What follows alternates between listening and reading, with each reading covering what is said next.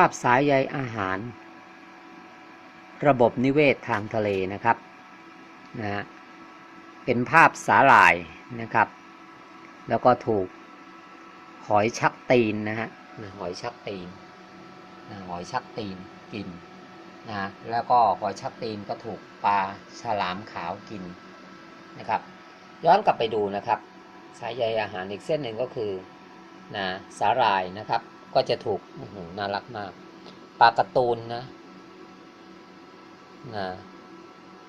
ดำแดงนะกินจากปลาการ์ตูนดำแดงกินเสร็จแล้วก็ถูกปลากระทงเทงนะกินเสร็จแล้วปลากระทงเทงก็ถูกนะปลาฉลามขาวกินเข้าไปนะครับนะฮะซึ่งปลาฉลามขาวก็ไม่ได้กินอย่างเดียวนะกินหอยชักตีนด้วยนะเสร็จแล้วก็เข้าไปอยู่ในนะ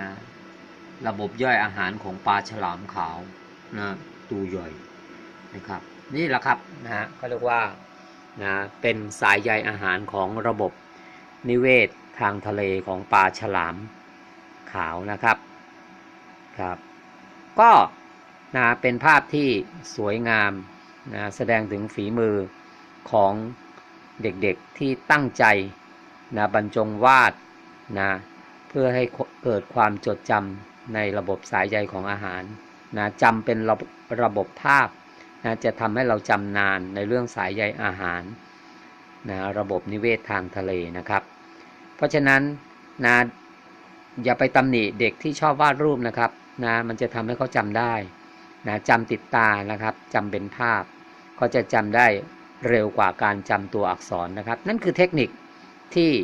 คุณครูหลายท่านมักจะให้เด็กๆวาดรูปนะ